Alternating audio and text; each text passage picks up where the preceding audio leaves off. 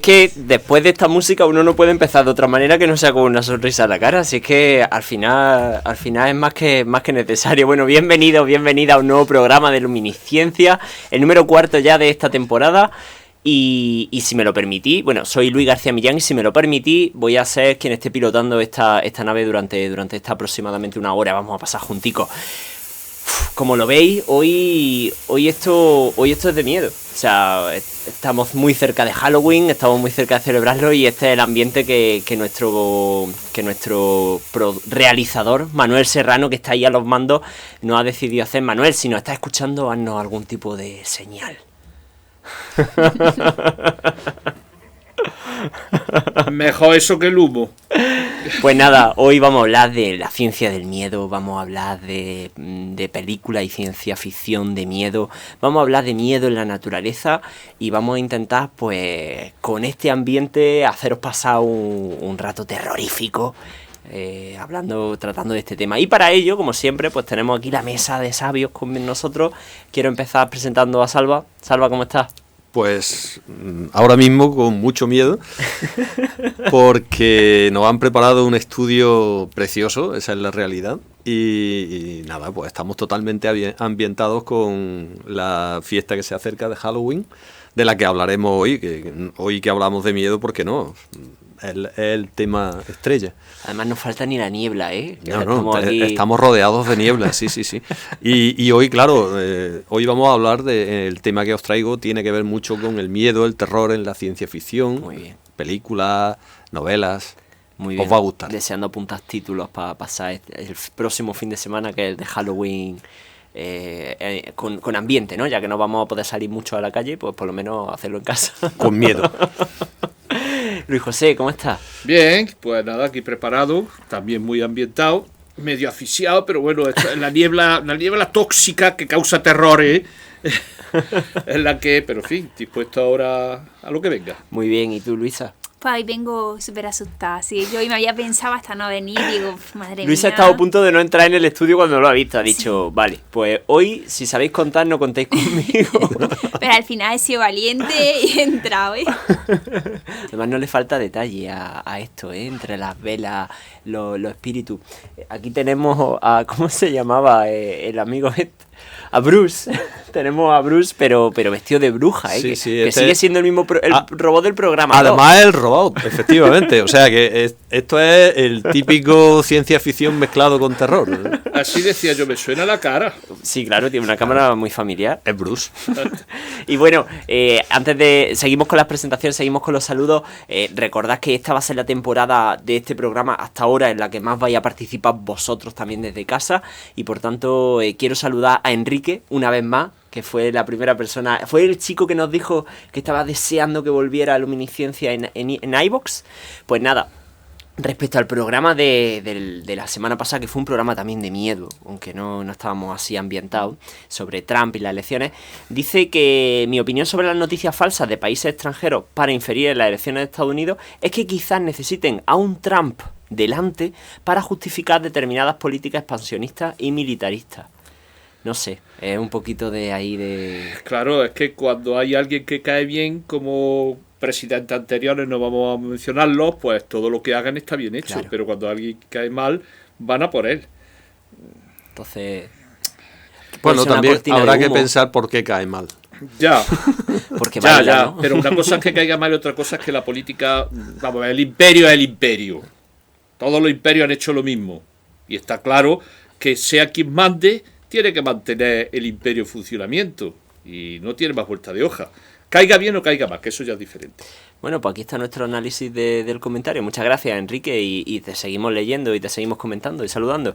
Y otro comentario que recibí de Merce, que nos escucha desde Newcastle, que dijo que estaba una tarde escuchando Radio Jaén, escuchando la SER, y de golpe aparecimos nosotros, que le encantó el programa y que no va a perderse ninguno de los siguientes que hagamos. O sea que desde Newcastle, a Newcastle mandamos otro saludo y un beso. Por supuesto. A ti también, Merce. Un beso.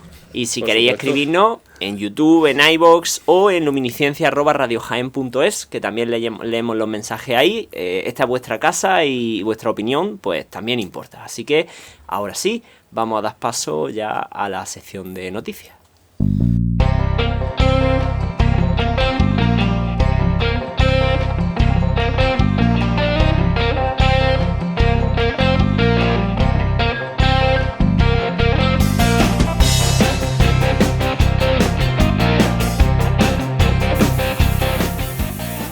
Bueno, pues vamos a hacer un pequeño repaso por las últimas noticias de la última semana. Última, me estoy repitiendo como el chorizo. Y quiero que comience Luisa con su noticia. Bueno, Luispa, yo voy a empezar con una pregunta. ¿Cada cuánto tiempo limpiáis la pantalla del móvil? De igual, breve. Pues yo te puedo decir que ahora con el tema del confinamiento y cada vez que salgo lo limpia. Así que mínimo 2 veces al día, seguro. Qué responsable, por favor. Yo es que como lo uso poco, pues lo uso de cuando en cuando. ¿De igual breve es una unidad de medida? Sí, por supuesto, es una unidad de sin duda. medida. Es cualitativa, pero una unidad de medida. Es una medida de tiempo. Por Dios, ¿cómo es que no lo sabes? Pues de igual breve, Luisa. Perfecto. Yo soy el irresponsable. Y Venga. si os digo que hay un estudio realizado por la Agencia Científica Nacional de Australia que dice que el coronavirus puede permanecer en nuestras pantallas del móvil hasta 28 días, ¿cómo os quedáis? ¿Os da miedo? ¿Creéis que nos vamos a contagiar?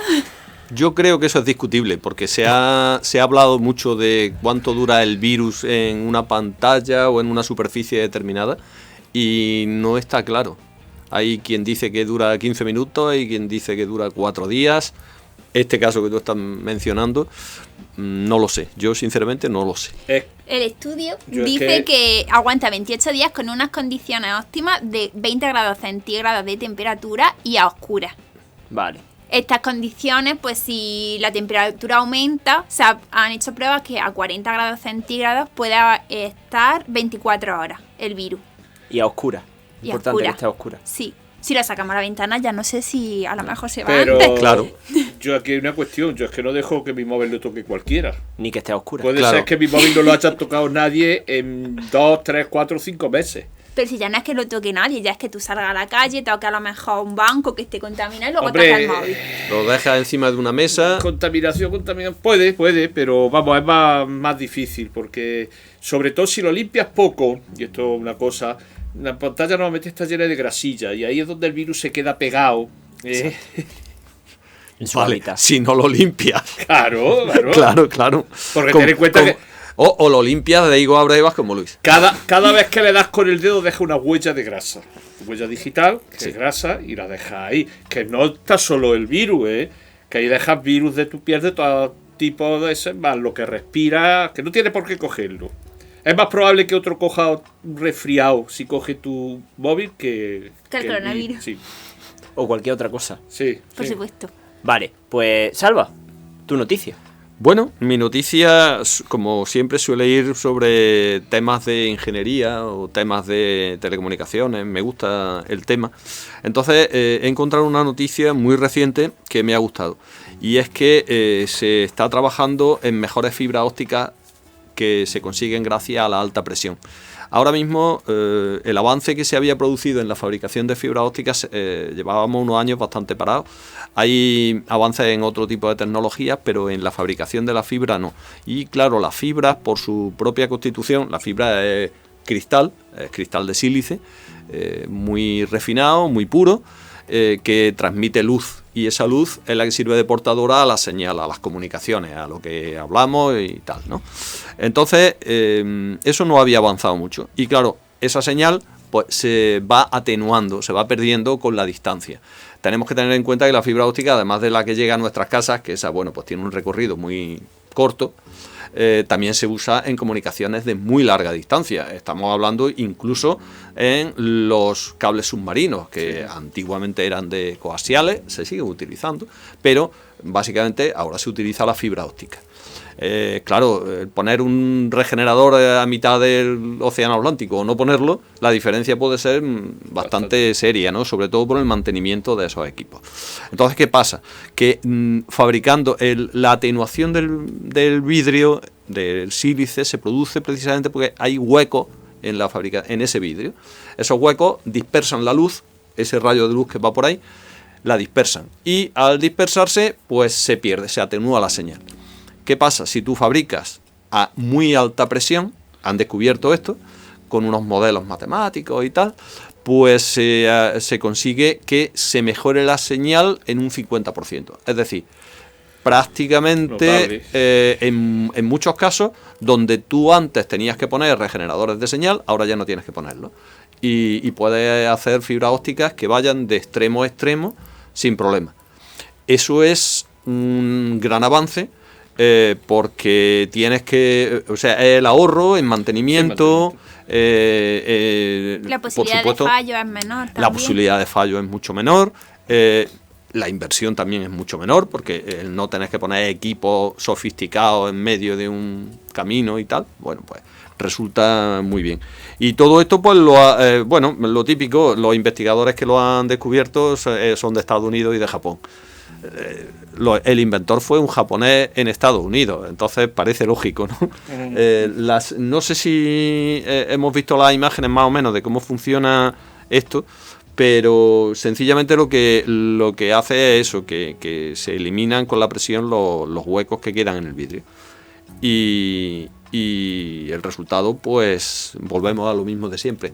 Mucho mejor, mucho más barato, más ecológico y nada, a ver si dentro de poco podemos conseguir duplicar el ancho de banda. El ancho de banda. A por duplicar el ancho de banda. Objetivo 2030. Ah, por ello. No, lo conseguiremos. No, en 2030 seguro que se duplica mucho antes. En 2030 estamos viviendo en la luna.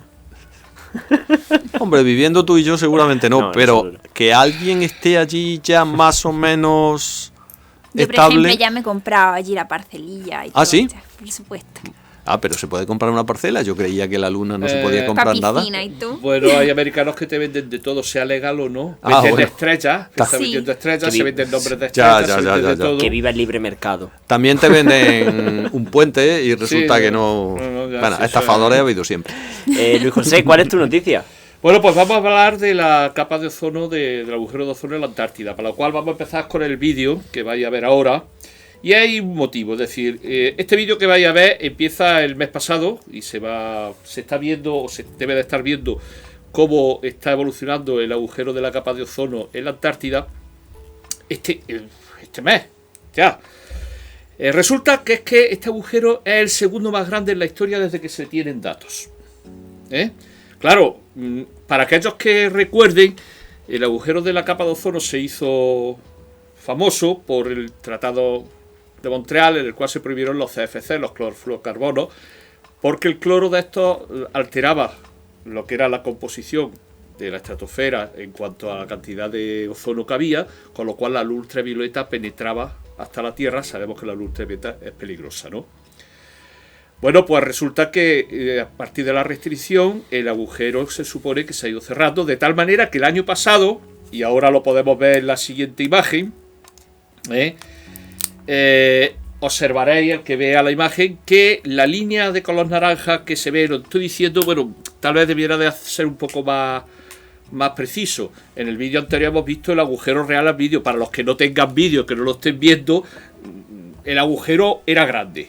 En este caso el gráfico nos muestra cuál es el tamaño en millones de kilómetros cuadrados de la capa, del agujero de la capa de ozono en la Antártida. Y entonces se ven los distintos años. De manera que en el año 2019 se ve reflejado que ha sido el año en que menor extensión de agujero ha habido. De manera que muchos autores pensaban que se estaba cerrando este agujero. Pero de pronto nos encontramos este año con que ha sido el segundo año con mayor superficie de agujero. ¿Qué es lo que cuentan o qué es lo que nos dicen? Nos dicen que las condiciones atmosféricas que sean la Antártida, que son muy específicas, con vórtices, con circulación cerrada, pues que este año se han dado unas condiciones que han permitido que este agujero aumente de tamaño. Y que, bueno, a ver lo que pasa el año que viene. Claro, ahora como siempre, a mí siempre me quedan todas las dudas. ¿Hay al alguien respecto. emitiendo KFC a día de hoy en el mundo? No se trata, porque se puede medir la composición, se hace... KFC creo que es lo del pollo frito, ¿no? Sí. Bueno, yo no sé si habrá pollo frito flotando por allí, pero los CFC, los clorofluorocarbonos... Es que es la hora de cenar. Bueno, vale. Bueno. Entonces resulta que me surgen muchas dudas. Primero, No digo nada. si las condiciones estas atmosféricas que se dan ahora se han dado solo ahora extrañamente o se han dado en tiempos anteriores. Es decir, de todas la parte o la superficie de agujero de la capa de ozono, ¿qué parte era causada por los CFC y qué parte era causada por las condiciones ambientales? A nosotros siempre se nos ha dicho que era los CFC, a nivel del público, lógicamente, no sé a nivel científico lo que habrá publicado, que eran los CFC los que estaban causando el agujero en la capa de ozono, y que eran responsables de que esta capa pues estuviese debilitándose. Pero claro, os he dicho antes que la luz ultravioleta produce cáncer en la piel, ya lo sabemos, esto hasta aquí no. Y ahora me viene la preocupación. Bueno, ¿por qué la Antártida? ¿Cuántas personas viven allí? Y las que viven están todas bien resguardadas bajo abrigos de piel con gafas y demás. La luz ultravioleta les llega. ¿Qué ha pasado en todo este tiempo con la luz ultravioleta que ha llegado a nuestras latitudes, a donde vivamos, de donde vivamos? Es decir, ¿ha aumentado? ¿Se ha mantenido? ¿Qué ha pasado con la capa de ozono? ¿La capa de ozono ha disminuido? ¿Ha aumentado? Nadie dice nada de esto, que es lo que me preocupa. ¿Por qué se ha centrado todo en la Antártida? Porque el agujero es muy grande y en los demás no. Porque todos sabemos que ahora en las...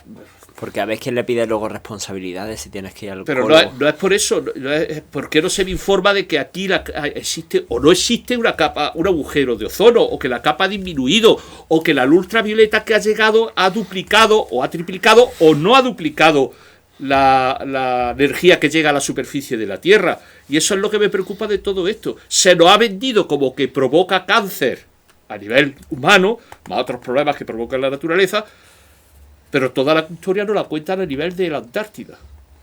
No nos han explicado nada a nuestro nivel. Y esto es lo que me preocupa de estas noticias, lo que me ha dado de pensar de esta noticia. Y lo dejo ahí. ¿Qué puedo deciros? Que sabéis que ahora, desde hace muchos años, que no te pongas factor de protección solar cuando está el sol, pero bueno, porque han aumentado los melanomas. Pero desgraciadamente los melanomas empezaron a aumentar en el momento en que el turismo tuvo un boom, se expandió y en los sitios donde hacía mucho sol, la gente no usaba protección. Y empezaron los cánceres a aparecer en la piel, sobre todo en países del norte de Europa, donde... Los que ves como cangrejillos en Málaga. Efectivamente, que se veían en las zonas como auténticos cangrejos rojos, cocidos. Y entonces, claro, ¿está relacionado con la que la luz ultravioleta ha llegado en mayor cantidad o no? O es una moda por estar moreno. Ya, y efectivamente, porque ya sabéis que también los morenos estos de laboratorio, es decir, los que se ponían la luz ultravioleta en los sitios... Los rayos UVA. Los rayos UVA, en los sitios de cosmética, se pusieron en cuestión durante también mucho tiempo y ahora hay normas estrictas para verlas qué tipo de radiación. Pero bueno, que estamos hablando, aquí lo que nos interesa es por qué el agujero de ozono. ¿Y los demás qué pasa? ¿Nos han estado engañando o qué? Y no tengo nada más que decir, porque la verdad es que no sé qué ha pasado con la luz ultravioleta que nos ha llegado. No he encontrado información al respecto. Bueno, y yo también quiero presentar una noticia. Y es que, bueno, no sé si lo habéis visto, pero ahora Iker Jiménez está haciendo un programa en Telecinco. Sí. No sé qué, informe COVID, ¿no? Que lo hace todas las semanas. Y ya estaban anunciando, además aquí en Cadena Ser lo anunciaron, que bueno, que el programa de la semana pasada iban a desvelar información que iba a ser muy sensible, que iba a ser muy criticada, que iba a tener mucho impacto, y así ha sido. ¿Qué pasó en aquel programa? Pues que entrevistaron a una viróloga, huida de China, no sé ya si empezamos a ordenar esos pensamientos y empezamos a saber quién es, y es una disidente del gobierno chino que es perseguida por decir y por haber escrito incluso publicaciones científicas que dicen que sí, que el coronavirus resulta que tiene trazas sintéticas, que tiene como un rastro que no podría ser natural de otra manera y que podría, de hecho no podría, sino ella afirma que así se ha liberado Deliberadamente. Se ha liberado ¡ay, por Dios! De un laboratorio chino. Y además se ha hecho aposta y se ha usado como arma. Ella afirma que es un arma biológica. Y bueno, todo esto lo dijo en el programa de Iker Jiménez en este. Y ahora os quiero preguntar a vosotros cómo se posiciona esta mesa de sabios ante ese debate. ¿Esta mujer debería ser tenida en cuenta o debemos seguir escuchando a los médicos que publican en revistas como Lancet que realmente dicen que el virus es de origen animal? Que vamos a ver... Bueno, yo no... publicaciones serias ya, porque el gazapos le mete al Lancet, le han metido varios gazapos y en esto porque se está descubriendo. Es decir, estudios científicos que a lo mejor no lo son tanto, ya lo comenté en el primer programa, se cuelan por todos lados. En este caso, mira, si existen rastros, a ver qué se llama rastro, porque es que yo puedo considerar que tengo un arma ofensiva y resulta que hay un cuchillo de cocina que estoy usando para cortar cebolla. ¿Puedo matar a alguien? Sí, bueno, pues ya está. Porque si fuese sintético, volvemos a lo mismo con las teorías conspiracionistas. Ya lo habrían demostrado los americanos, pero rápidamente. Y estaría el asunto muy delicado, y aquí también. ¿Está claro?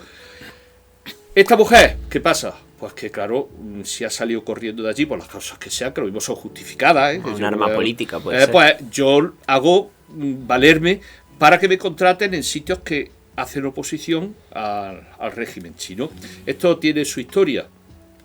Históricamente hay muchos historiadores que cuentan que la leyenda negra española sobre la época de Felipe II la creó un disidente, no se llamaba así en aquello entonces, que tuvo que salir corriendo porque si no le iban a cortar la cabeza, y que se refugió en la Inglaterra, que todos conocemos. Y allí empezó a contar toda esta historia y todo esto, y de ahí viene la leyenda negra española. Entonces, claro, tú no puedes tomar fiablemente a una persona que ha salido corriendo de un régimen, por muy malo que sea, y que empieza a contar barbaridades. Eso hay que demostrarlo. De Salva, todas formas, ¿me has pedido palabra? sí, yo quería comentar, porque he estado viendo mejor dicho, los programas que ha dedicado, que han sido 2, porque lo dijo primero en el informe que vi y luego han estado tratando el tema también en Cuarto Milenio.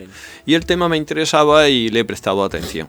Entonces, para mantener el sentido que queremos darle a este programa, que vale, es un programa desenfadado, un programa en el que nos reímos, lo pasamos bien, pero que en el que mantenemos ese rigor científico, efectivamente. Sí, porque es la máxima del programa, que aquí lo que se diga tiene que estar respaldado científicamente. Entonces, esta mujer sí que es una científica. Estoy hablando de lo que se ha dicho en el programa y he escuchado a todas las partes. Esta mujer es una científica que ha sido seria en sus publicaciones durante el tiempo que ha publicado estudios científicos, pero en lo que se refiere al COVID en particular, al SARS-CoV-2, bueno, el trabajo que ha hecho no tiene ningún rigor científico. Y eso lo han dicho varios científicos y lo han desgranado y lo han explicado.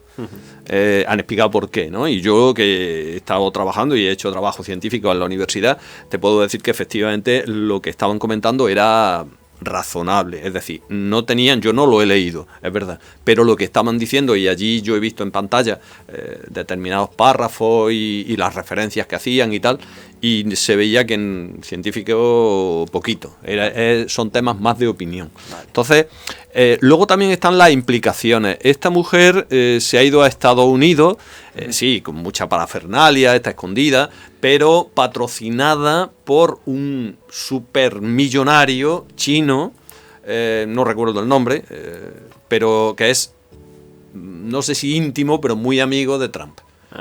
Entonces han hablado y parece que con bastante razón de que todo esto puede ser montaje. Vale.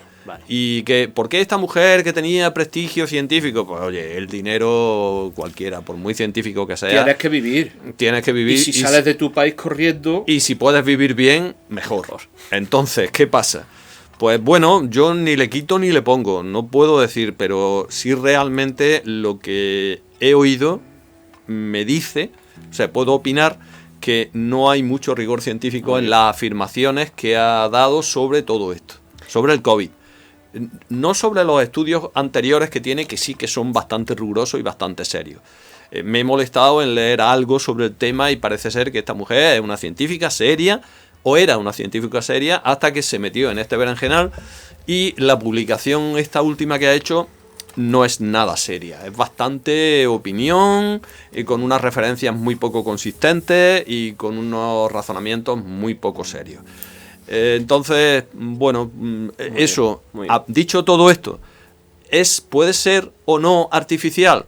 Pues mira, no lo sé, ahí se está estudiando, parece que no que no es artificial, que puede ser natural, pero ahí sí que no me puedo pronunciar porque no tengo razones científicas para irme para un lado o para el otro. El hecho de que en este caso se considere que pueda ser por mucha gente de origen artificial es por un motivo, y es por su origen.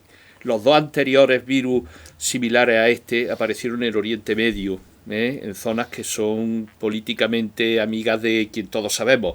Y entonces, en este caso, al venir de allí, no hay más remedio que pensar, que se pueda pensar. No pensar, sino echar basura sobre el enemigo para que parezca que es más enemigo todavía. Si es que no, esto desgraciadamente es así. Y eso, ¿sabéis lo que hace esto?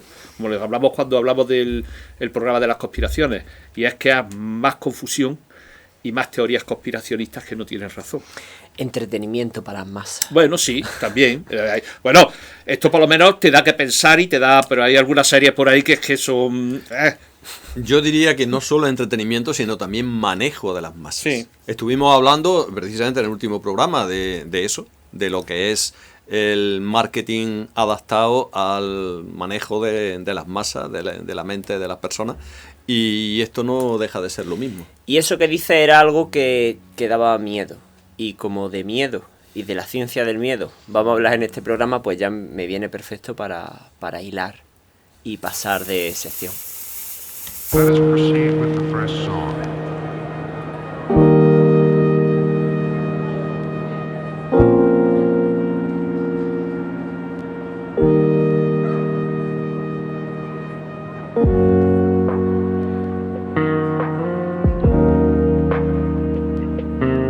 ¿Ahora dónde vamos? Bueno, pues si el humo me deja, voy a hablaros del miedo. ¿Qué es el miedo, no? ¿Qué nos hace que se nos ponga el vello de punta?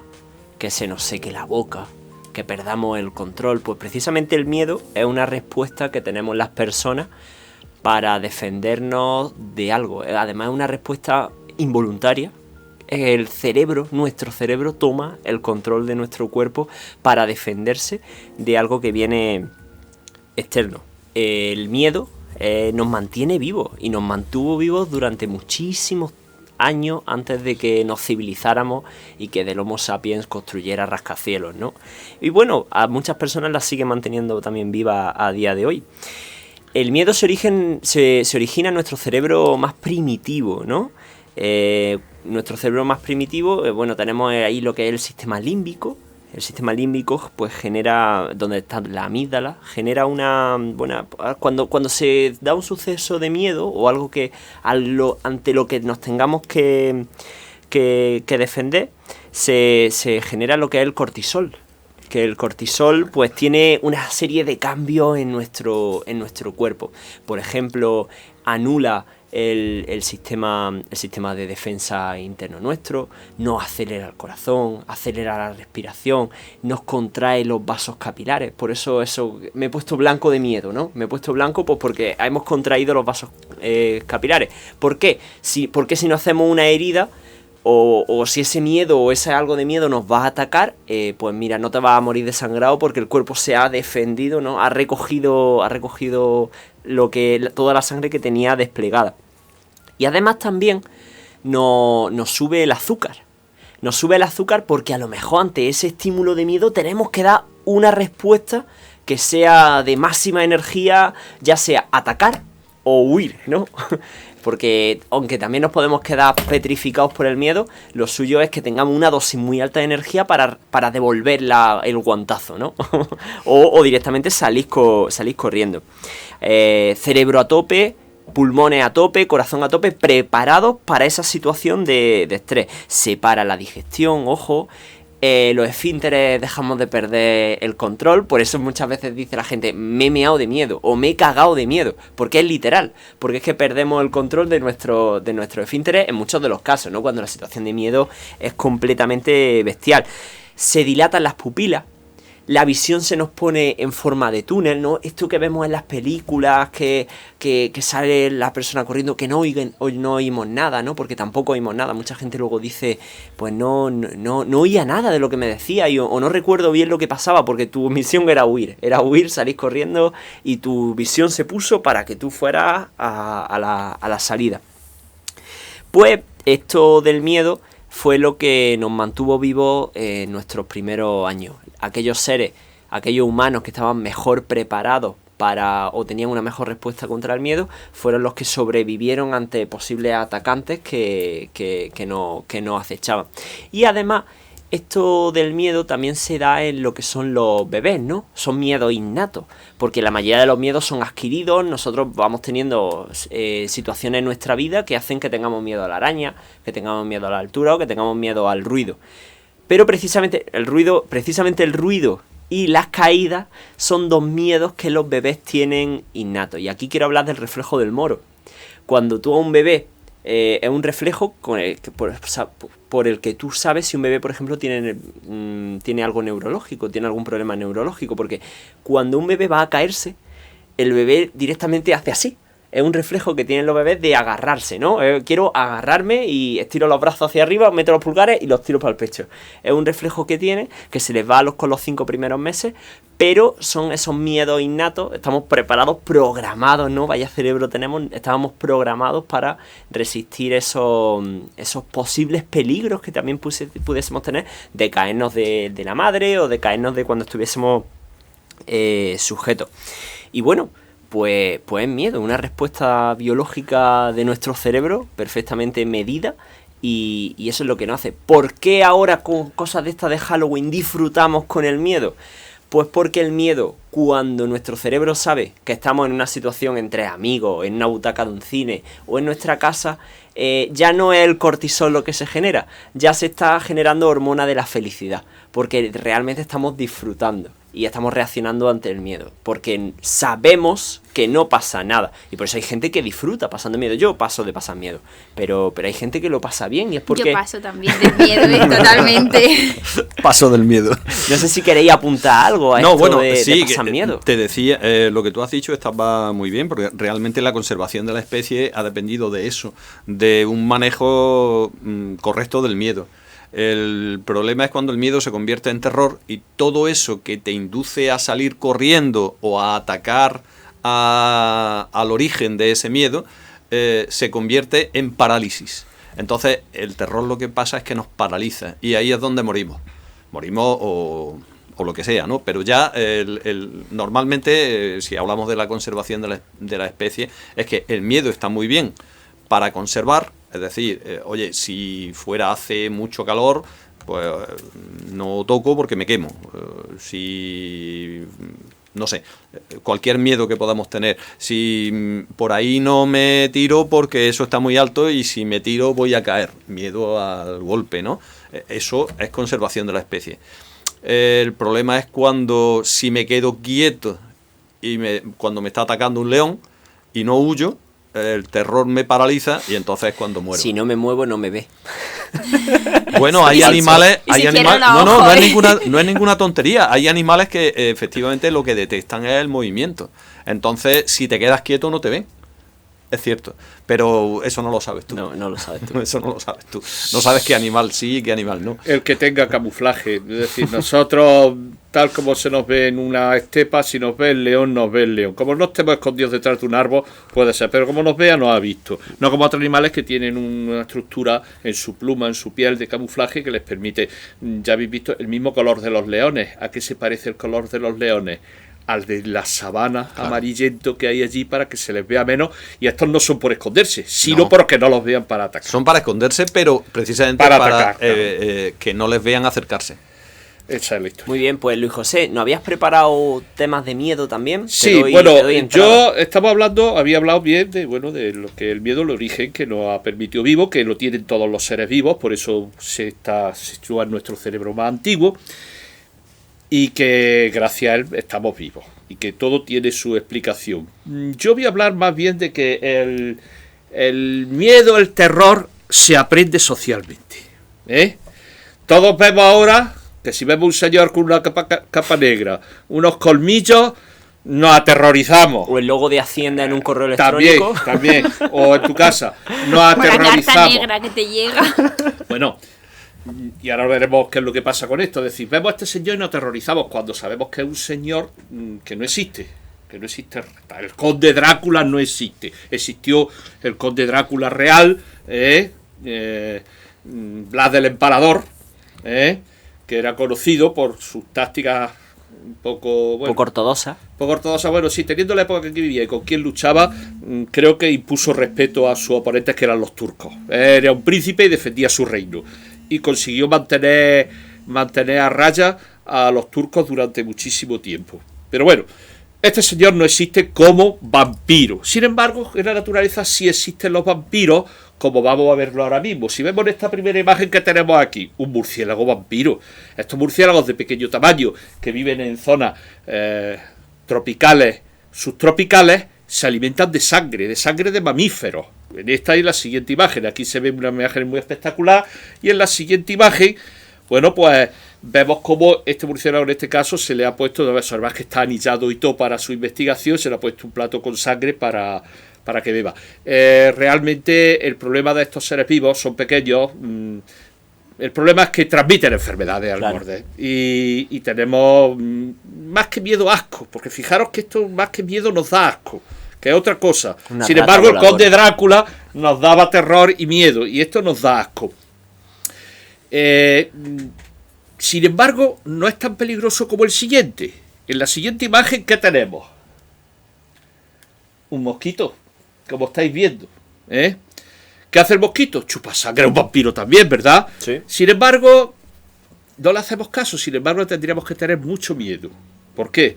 Porque si el otro puede transmitir la rabia, que las puede transmitir el vampiro, aquí este transmite ya una cantidad de enfermedades que no os puedo imaginar. Y he escogido una, como es la malaria, que tenéis en la siguiente imagen, que afecta a los humanos. La malaria, a la cual tendríamos que tener miedo y terror, mata 500.000 de personas aproximadamente al año en el mundo. Fijaros que el virus, el COVID-19, este virus ha matado ahora mismo, un año aproximadamente 1 millón y pico. Si sigue esto puede matar otro 1 millón o 2 millones, pero después vendrá o bien la vacuna o bien estaremos inmunizados todos. Pero la malaria, desde que apareció en épocas centrales, todos los años mata 500.000 de personas aproximadamente, y ahora un poquito menos por la cuestión de la higiene. Ahora, hace que pensar, suma 10 años a 500.000 personas, son 5 millones de personas, y solo he dicho 10 años. Sin embargo, a esto no le tenemos terror, simplemente asco, un poquito de miedo, si va a un país tropical donde exista pero yo estoy hablando de la malaria. Luego otro terror en la naturaleza que como no es algo raro, lo tenemos habituado y lo tenemos integrado. Si vemos la siguiente imagen, bueno, he dicho el mosquito, piojos, garrapatas, que chupan sangre, pulgas, todos chupan sangre. Fijaros, imagen que tenemos aquí, fijaros qué caracol. Para los que no vean la imagen, es un caracol en los cuales uno de sus dos apéndices oculares, las antenas no los apéndices oculares, parece describirlo bandas de colores que además, puesto que estamos viendo una imagen fija, lo que hacen es pulsar y moverse, y se parece mucho a un gusano. ¿Qué es? Este caracol ha sido infectado por un parásito. Este parásito se instala y provoca este color en las antenas. Parecen gusanos. ¿Qué hace? Los pájaros los ven, porque además el caracol, al verse afectado a la visión por este parásito, en vez de buscar la oscuridad, que siempre buscan los caracoles para protegerse, asciende hacia la luz, lo ve el pájaro y se lo come. Y el parásito completa su ciclo de vida en el intestino del... Sí que ha estudiado. Del pájaro. Y también lo infecta. Sí lo infecta. Sí lo infecta. Y el pájaro es otro caso también de terror que en nuestro caso nadie, los estudios no lo demuestran, pero las personas que tienen determinadas enfermedades que terminan afectando al cerebro, se les va a la cabeza, es decir, se vuelven locos. Por ejemplo, la rabia que hemos hablado antes, la sífilis, una sífilis terciaria a nivel de cerebro, hace que te vuelvas loco haciendo cosas que terminan con tu muerte. En este caso no es para que te coma nadie, porque es la enfermedad que te la ha transmitido. Pero hay más cosas de terror. ¿Sabéis lo que es un cuco? Un pajarito. Un pájaro que pone el huevo en un nido de otro pájaro. Este pájaro al nacer, o antes incluso, según la hembra, bueno, hay muchos tipos de comportamiento. Expulsa los huevos o mata a las crías para que lo alimenten. Imaginaros eso en humanos, que sería que tú y tu hijo fuese abducido Un por lagarto. un extraterrestre o lo que sea, y ya no fuese tu hijo, sino que estuvieses criando a otro. Estamos hablando de cosas de terror que ahora después Salvador nos va a hablar y que ya tienen su origen en estudios naturales. ¿Y qué pasa con los parásitos que ponen los huevos en otros seres vivos y que mientras se desarrollan se van comiendo vivos como a muchas avispas, y como ahora después veremos? O la leishmania, Entonces, los perros, ¿no? Un pero gusano. no, es más lo que es la larva de un insecto, es más terrorífico, da un ser vivo más grande. No es como Sí. hemos visto antes el protozoo de la malaria que vive en los seres humanos y que no da tanto, que te puede matar, o si tienes suerte no te puede matar. Entonces son un montón de terrores que no conocemos. Las plantas carnívoras, que a nosotros nos afectan porque a los insectos, y luego los terrores sociales, que es de los que ya hemos hablado. Hacienda lo has dicho tú muy bien. A no ser que ya te manden muchos mensajes, ya te da igual porque ya están listos de papeles, pero tú ves a tu casa y te encuentras una sobre con el logotipo de la agencia tributaria y ya dices, la Virgen, ya me he equivocado. A mí me pasa también cuando sale Pedro Sánchez a decir, las cosas no van bien. No, a mí más me tiemblo. Perdona, a mí me da Digo, más no miedo. volvemos a casa. A mí Pues me la da más vencerá. miedo cuando me dice las cosas van bien. Y por último, ¿qué pasa de la guerra nuclear? Que se nos olvida. Puede ser un tema de... La guerra nuclear no ha variado nada. Es decir, lo que es la posibilidad de guerra nuclear ha aumentado. ¿Por qué? Porque hay cada vez más países que tienen armas nucleares. De los 2 iniciales o 3 iniciales que aparecieron, luego 4 o 5, hoy está países del mundo tienen armas nucleares. Y esto es terrorífico. Sí. Esto es terrorífico por las consecuencias que puede tener. Una explosión nuclear no llega a las explosiones de... Una no, pero muchas en una confrontación, aparte de los problemas de radiación. Ya sabemos que se empezó a hablar hace muchísimos años del invierno nuclear, que se produce también cuando un volcán entra en erupción y lanza mucha materia a la estratosfera y produce lo que es un invierno nuclear. Y entonces cuando no hay cosechas, vamos a ver qué comemos, porque el virus no ha tocado a las cosechas. Más o menos el sector primario se ha mantenido intacto. Pero ¿y si hay una guerra nuclear o explota un volcán y no hay cosechas? ¿Qué comemos? Algo que habíamos superado hace mucho tiempo y ya no nos da hambre, que son las hambrunas. Efectivamente. Que ya no nos da miedo la Claro, hambruna. aquí en nuestro país, desgraciadamente en el mundo no es así. Hay hambrunas por todas partes. Entonces, bueno, pues que cada uno considere lo que es el terror, y son muchos terrores los que hay en la naturaleza, incluso de origen humano. Por no hablar de otro más. Y como habéis dicho muy bien antes, el miedo es una cosa innata que se utiliza y se utilizan los políticos. El miedo es un sistema de control. Todo se reduce a la hora de controlar a la población al miedo.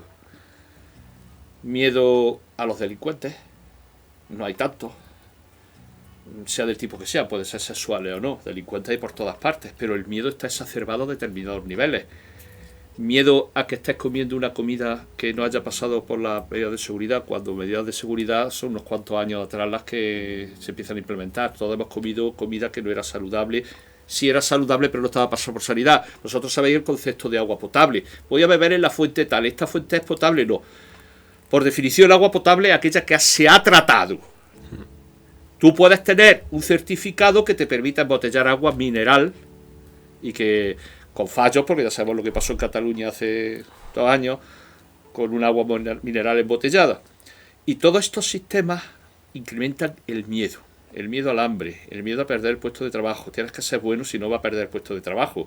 No protestes mucho porque pierdes el puesto de trabajo. No salgas a la calle que te puedes contaminar. No tomes esto que es peligroso. Y así sucesivamente, el miedo, que es innato en nosotros, se utiliza como medios de control. Y los de Cambridge Analytica, Programa de la semana pasada. programa de la semana pasada, manejaban estos datos para inducir. Sí. Lo dijimos, todas las campañas Sí. iban para atacar a Hillary, no a Trump. Sí, A Trump bueno, no sí, dijeron- utilizando el miedo. Exacto. Pero además hay otros miedos que no los ves y que te inducen a hacer lo mismo. El miedo no es malo. El miedo No ya es hemos malo. dicho que nos ha ayudado a conservarnos como especie. Ciertos miedos tienen sentido. El miedo al COVID-19 hasta cierto punto tiene sentido para conservarnos. la irresponsabilidad de mucha gente que en plena pandemia está por la calle sin mascarilla o pasándoselo bien en un bar allí 20 uno encima de otro, eso deberían de tener cierto miedo.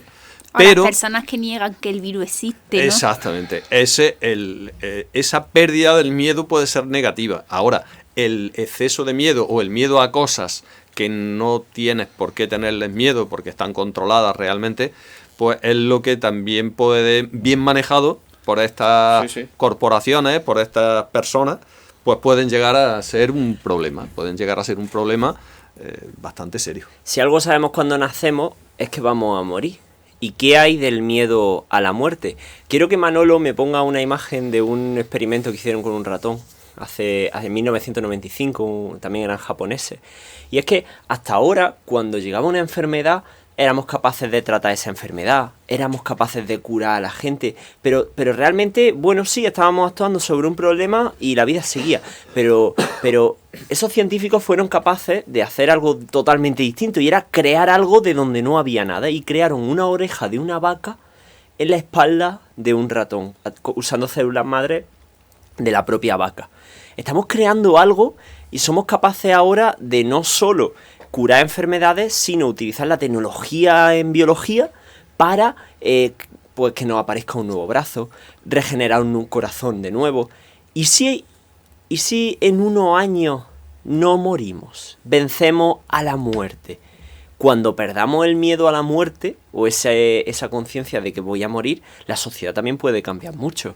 Porque ahora mi miedo será a salir a la calle porque me puede atropellar un camión, porque ahí sí que es verdad que me muero. Pero si somos capaces de mantener a las personas vivas durante 500, 600, 700 años, en ese sentido, yo creo que la sociedad se transforma también completamente, utilizando esta...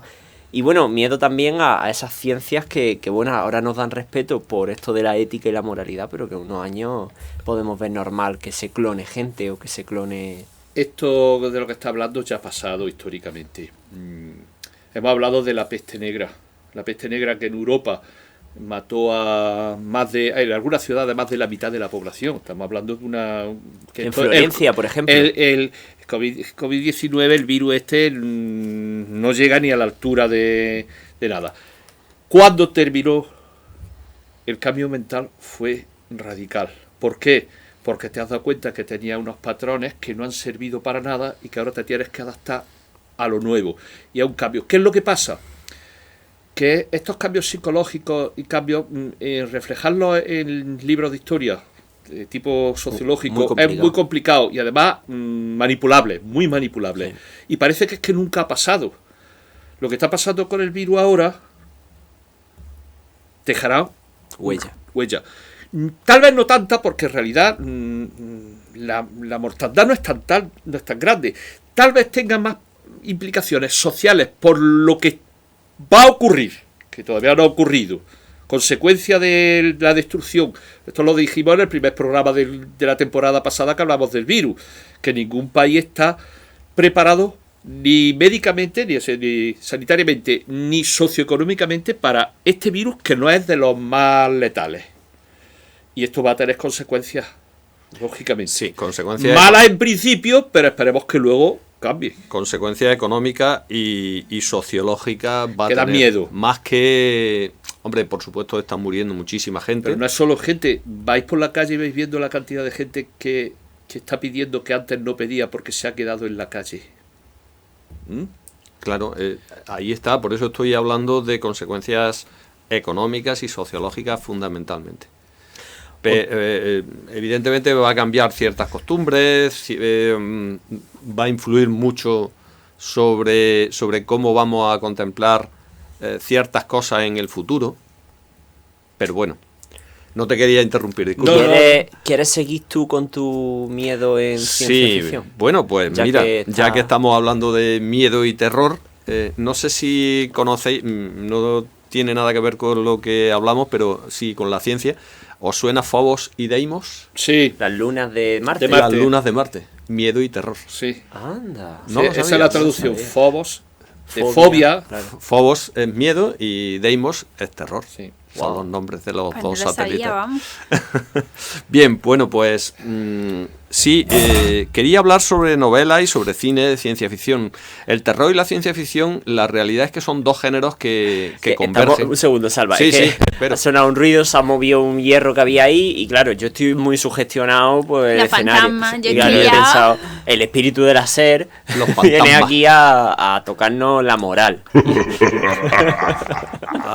Ya tenemos aquí a Manolo, Perdón, nuestro Salva, realizador. Yo sigo diciendo que el Bruce no tiene muy buena cara, ¿eh? Ni la tiene ni la ha tenido nunca. Bueno, si os parece, sigo. Decía que el terror y la ciencia ficción son dos géneros que han estado muy relacionados desde siempre, porque además se camuflan uno en otro constantemente. De hecho, toda obra que se basa en el miedo como elemento central de la trama siempre la hemos considerado pues una obra de miedo, de terror, ¿no? Y la ciencia ficción también explota temas, o sea, porque en la ciencia ficción normalmente lo que hace es extrapolar situaciones para ver cómo podrían ser si pasaran ciertas cosas o hayan pasado ciertas cosas en el pasado, valga la redundancia, o que puedan pasar en el futuro, pero nos lleva a situaciones extremas, algunas de mucho miedo, ¿no? Como se habla pues de qué puede pasar si hay otro universo, si alienígenas vinieran a invadirnos. Sobre eso se ha tratado mucho. ¿Qué pasaría si la humanidad llegara a ciertas cotas y pasaran ciertas cosas que pueden ser bastante terribles? Tú has estado hablando de la manipulación genética o biológica. Pues todo esto tiene que ver con la ciencia ficción y con el miedo. Bueno, pues os traigo algunas obras de ciencia ficción que tienen una relación bastante estrecha con el miedo, con el terror. Evidentemente no es una selección exhaustiva, sí, por el tiempo tiene que ser No muy lo vamos corta, a vender como las 10 mejores No, obras. para nada. Son más... Bueno, he querido tratar algunos aspectos y para eso he cogido ejemplos, ¿no? Sí, un clásico, por supuesto. Vamos a hablar de novela, Frankenstein, de Mary Shelley. Es posiblemente, no la primera novela, porque ya estuvimos hablando de que la primera novela de ciencia ficción seguramente se produjo 2000 años antes de Cristo, Sí. pero sí la primera novela moderna de ciencia ficción y terror moderna. ¿Por qué es ciencia ficción? Porque se habla siempre de Frankenstein como terror, pero evidentemente es una manipulación con el galvanismo, que era una ciencia que estaba un poco incipiente en aquella época y que lo que pretende es con ciertas técnicas científicas revivir a un muerto. Entonces por ahí es por donde entra el tema de la ciencia ficción y pues de verdad que es un clásico. Este tema se ha tratado mucho con otras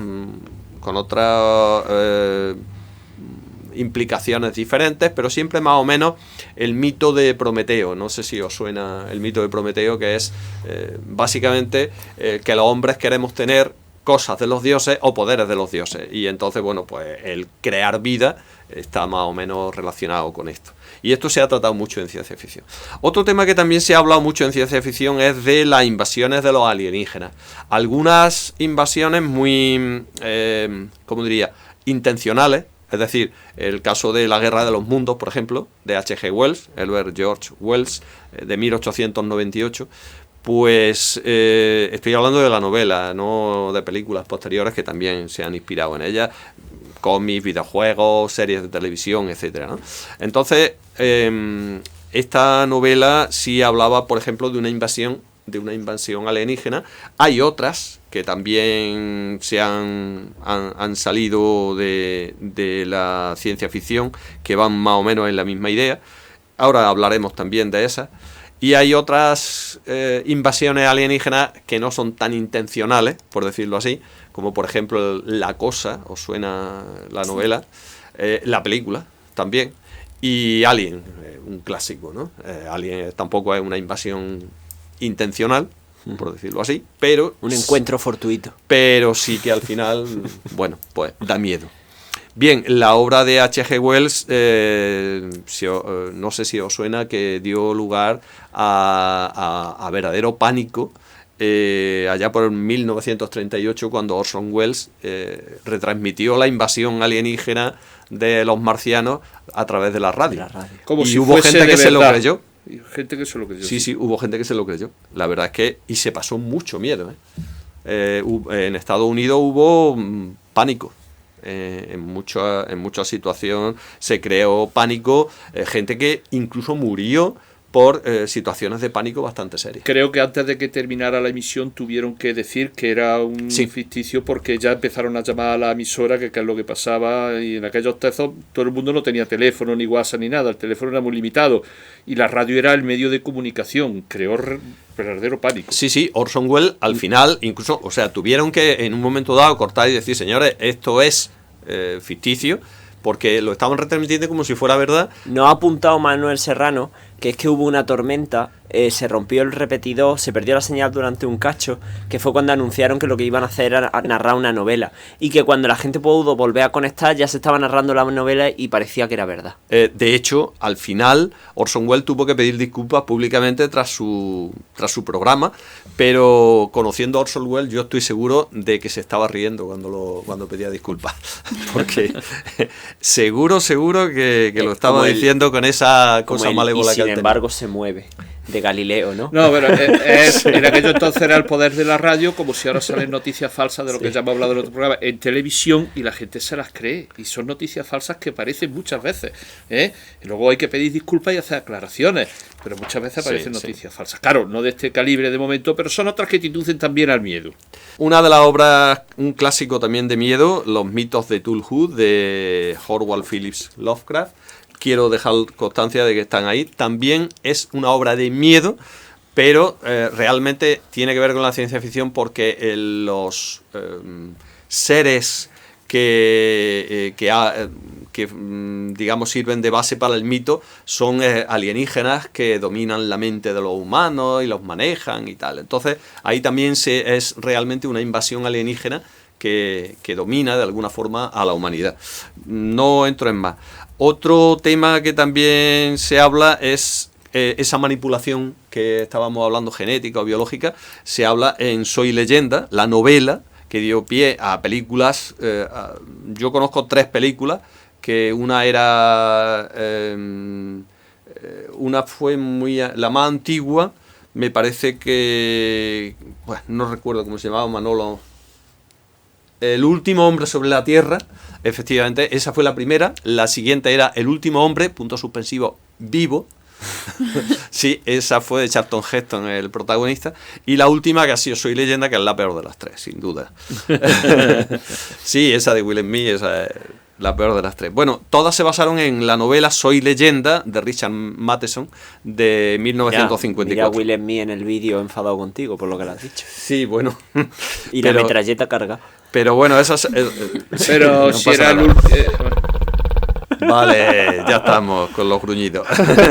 Me callo, iba a decir una tontería. Bueno, no voy a entrar, pero bueno, realmente tiene que ver, y entonces, ¿por qué es una novela de ciencia ficción? Porque se habla de manipulación genética y este tipo de cosas, y es toda la humanidad convertida en zombie, y el protagonista es el único hombre vivo en la Tierra y se está defendiendo, y por las mañanas se dedica a matar zombies y por las noches se dedica a esconderse de ellos, ¿no? Yo sigo diciendo una cosa: si ya no hay hombres en el mundo, ¿de qué se alimentan los zombies? A mí esto nadie me lo ha explicado.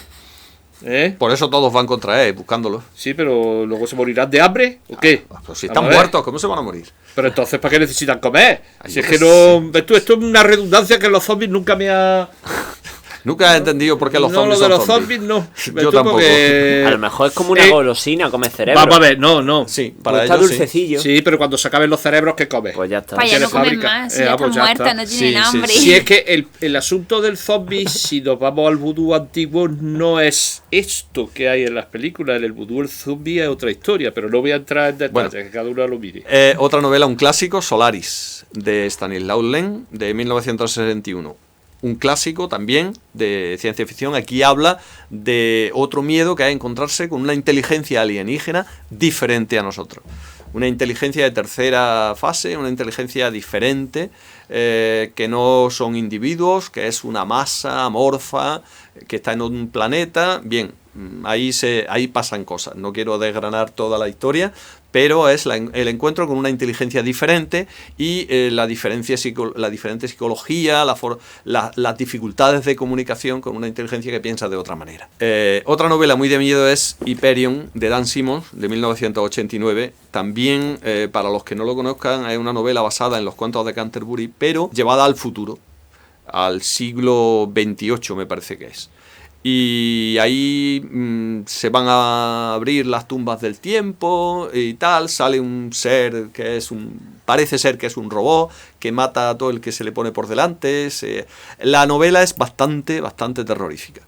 Y es una novela de ciencia ficción, porque no quiero desgranarla, pero es bastante gore hasta cierto punto. Y bueno, otro tema, hablando de miedo, un clásico, La Torre Oscura. La Torre Oscura de Stephen King. Stephen King es el autor de miedo por excelencia. ¿Por qué la trato aquí? Porque La Torre Oscura también es una novela de ciencia ficción. Ahí se habla de universos paralelos, se habla de puertas interdimensionales, se habla de tecnología. Lo que pasa es que está escondida entre... es magia, es ciencia. De hecho, durante toda la novela no se sabe, parece que todo es magia, pero en un momento dado parece ser que se explica todo con ciencia. Ciencia muy avanzada, medio magia, medio ciencia, pero bueno, realmente podría pasar perfectamente por una novela de ciencia ficción. También no es una novela, es una saga. Son 7 libros, no, 8, pero vamos, la saga en sí son 7 libros. El pistolero, La llegada de los tres, Las tierras baldías, El mago y cristal, Lobos del Calla, Canción de Susana y Torre Oscura, que son los 7 libros, pero hay un libro que se escribió el último en 2012, todos estos se extienden entre 1982 y 2005, pero hay un libro que se escribió en 2012, el último, que se encaja entre el 4 y el 5, y también puede entrar perfectamente dentro de la saga. Es muy curioso porque La Torre Oscura la fue escribiendo a lo largo de una serie de años, en los que escribió otros libros, y al final toda la obra de Stephen King tiene que ver con La Torre Oscura. Hay un mapa que diseñó, lo tengo por aquí, un tal James Van Fleet, hace unos años, en el que se ven todas las relaciones, lo veis ahí en la pantalla, todas las relaciones entre todos los libros de Stephen King con La Torre Oscura. Y todos los libros entran de alguna manera, en algún momento tienen alguna relación, sale algo que tiene que ver, algún personaje que tiene que ver con todos sus libros. Es curioso, La Torre Oscura es como una especie de reunión de toda la obra de Stephen King. El tema transversal al resto de... Sí, no tema, pero no, contenido... no es un tema transversal, pero sí que al final establece relación con todos sus otros libros. La Niebla, It, etc. Bueno, todos los libros. Qué bueno. Es curioso, sí, así es. Bueno, por cierto, la película de La Torre Oscura es un desastre. No la veáis.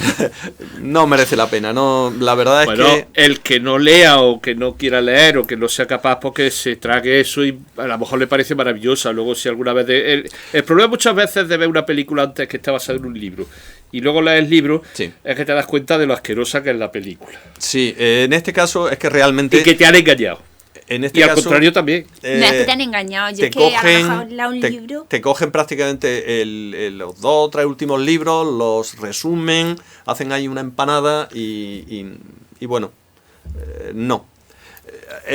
No sí, tiene realmente yo creo que Luisa mucho iba que a ver. defender a las películas. Sí, yo es que creo que al final tú lees un libro, Luis lee un libro, tú lees otro libro y al final cada uno vemos el libro de una manera y cuando te haces la película pues es desde el punto de vista de quien ha hecho la película y yo me lo imagino de una manera y digo, jolín, vaya basura de película, pero porque me lo imagino de otra manera. Yo me refería no al punto de vista, que el punto de vista puede cambiar, hay muchas versiones de películas que cambian el punto de vista, sino que han hecho un refrito de la obra porque cuestión de dinero. Sí. Y lo han resumido, ¿eh? En este caso la película es un refrito con muy poca relación real con la saga. Es que estoy hablando de la novela, pero realmente es una saga completa. Lo hemos dicho con Yo Robot de Asimov. ¿Qué se parece la película a libros? Nada. Absolutamente Pero bueno, nada. también muchas veces tampoco es que sea algo que sea a pie de la letra de la novela, ¿no? Al final también se basa, pero tampoco...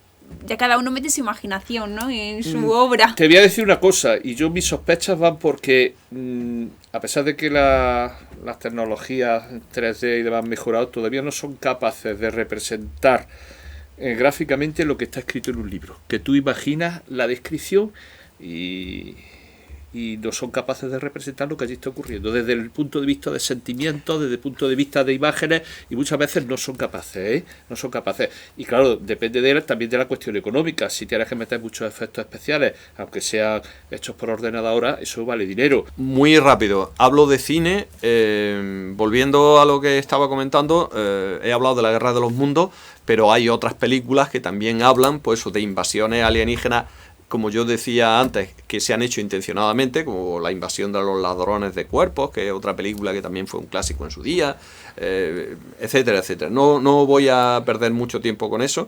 Quería hablar de la película de La Cosa, de 1982, que es estoy hablando del clásico, la primera, que fue de John Carpenter. Lo curioso de aquella película es que fue un fracaso en su día.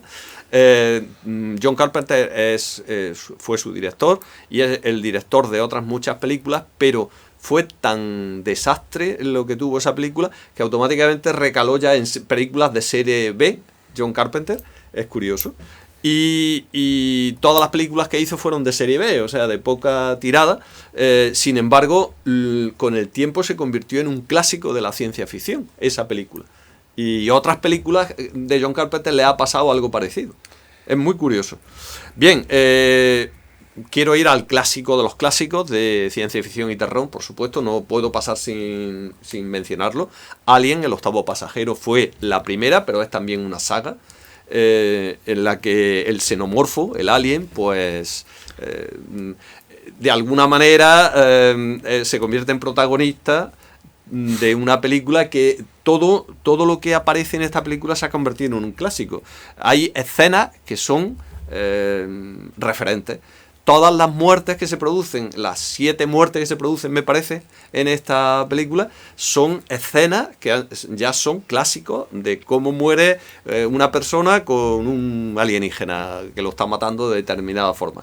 Y la otra de las escenas que también se ha hecho súper famosa es aquella en la que se ve ese planeta con esa geografía gótica de pesadilla. Ese también se convirtió en el planeta donde encuentran el alien, ¿no? Sí. El xenomorfo. Como continuación de esta película ha habido varias, no voy a citarlas todas. La penúltima fue Prometheus, que también trataba el tema. Esta es una precuela porque realmente de esa película hay 3 o 4 secuelas y 2 precuelas anteriores, digamos, al Alien, que fue el origen de toda la saga. Y en Prometheus, que tiene que ver con Alien, pero también tiene que ver con otro de los temas de la ciencia ficción. Y es que por eso la traigo, no porque sea una buena película, es una película entretenida, pero no pasa de ahí. Pero sí que trata un tema diferente, y es: ¿y si nosotros fuéramos el resultado de una manipulación genética? Bueno, la película de Solaris, la primera, de 1972, otro clásico también del cine de miedo. En ciencia ficción sí que hay una tradición. Antiguamente se hacían películas de ciencia ficción más relacionadas con el terror. Hoy en día la ciencia ficción que se hace realmente, salvo remakes, refritos o copias de temas antiguos, hoy la ciencia ficción que se hace ya es menos de terror, es más pura ciencia ficción.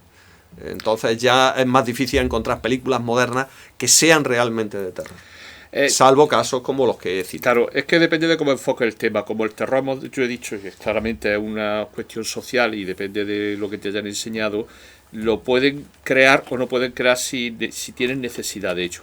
Las capacidades técnicas para hacer una película son tales que no necesitas al terror como tal para desarrollar la historia. Los efectos especiales hacen el resto, ¿eh? Por muy terrorífico que nos pueda parecer Lord Vader, no es peor que muchos de los dictadores que hay en este planeta, ¿eh? O el emperador. Antiguamente era más, se echaba más mano del terror, incluso del gore, de cosas sangrientas y tal. Bueno, por hacer más efectistas las películas de terror, por producir más ese terror, por llamar al espectador, ¿no? Hoy en día, pues como hay otras posibilidades de efectos especiales, realmente se centran más en la temática ciencia ficción que en la temática terror.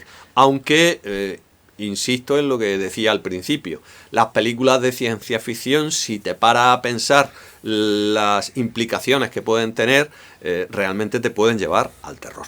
Hay tres características que hacen que una película nos dé miedo, que yo también lo tenía antes preparado para lo del miedo, y es una, que haya tensión y que la tensión se rompa con un sobresalto. Esa es la característica número 1. La característica número 2 es la relevancia o la capacidad de empatizar con quien está viendo la película. Por eso no nos dan a todos miedo las mismas películas, pues quien le dé miedo a los fantasmas, pues empatizará con esa historia de fantasmas que puede haber hecho real en algún momento. Y la tercera, el irrealismo, ¿no? Lo que nosotros consideramos normal y que nos lo rompen, nos lo vuelan en pedazos y dices, y ostras, pues ahora sí que tengo miedo.